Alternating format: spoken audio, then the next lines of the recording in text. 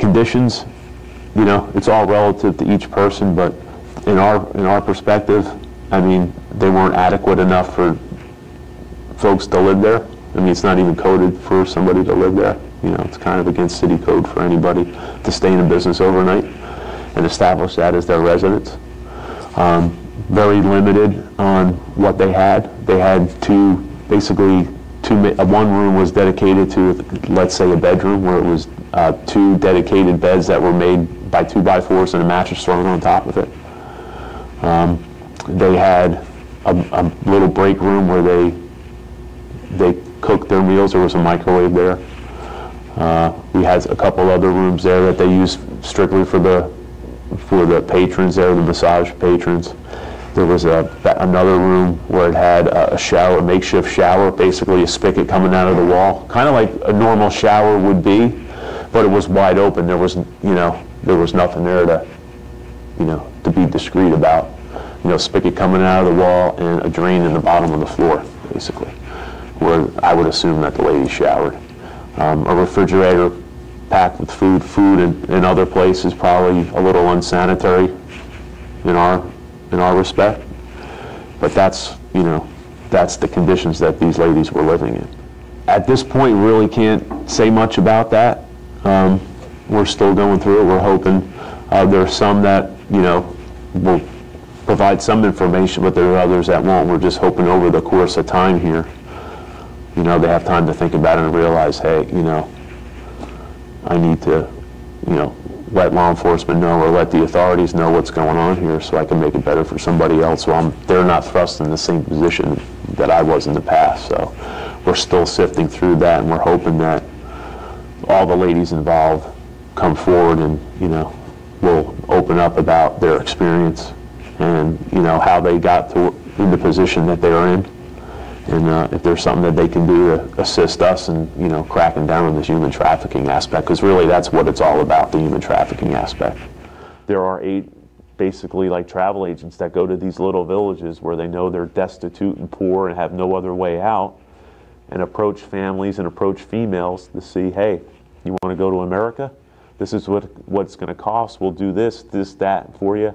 And they don't realize that when they get here, it's basically indentured servitude until they pay off their debt. So, yeah, I think we've only scratched the surface on this, and once again, it's up to us as law enforcement to try to combat it the best we can. We just need more resources, and is the public prepared to, to help in that respect on giving us the resources we need to stop it. Unfortunately, in a case like this, video surveillance and just old-fashioned surveillance by officers is really the only way we can build a case against these folks. Because as law enforcement, we can't commit criminal acts, right? That kind of is going to not just get us in trouble, but it's going to hurt the investigation. Well, as you can see through everything that went on between Martin County and Orlando, there were a lot of moving parts. And I allude back to what we talked about earlier. There really weren't connected, any of these spas, and we were kind of, I know at least our agency and Martin County were working the same type of investigation, but we didn't know we were working the same type of investigation.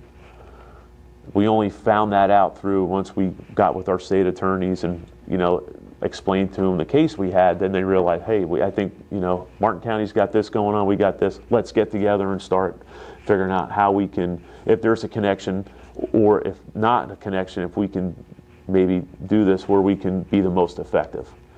And then once we got that ball rolling with our 2 agencies, we had some other agencies jump on this as well. And it just takes a lot of coordination.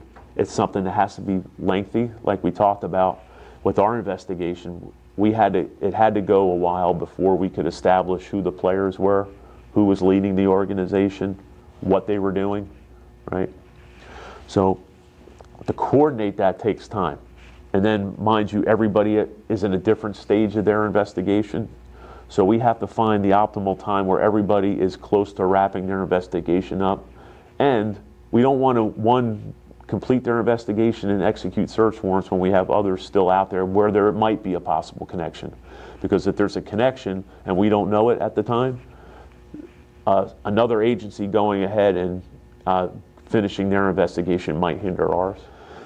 And we would just meet probably every couple weeks and just find out where each agency was, and it just wound up to where, you know, February 19th was the day that we felt we can complete what we could complete, and if we had to follow up on something, we could do it after the operation. So it just, you know, a lot of moving parts. I think that's really why we decided on February 19th.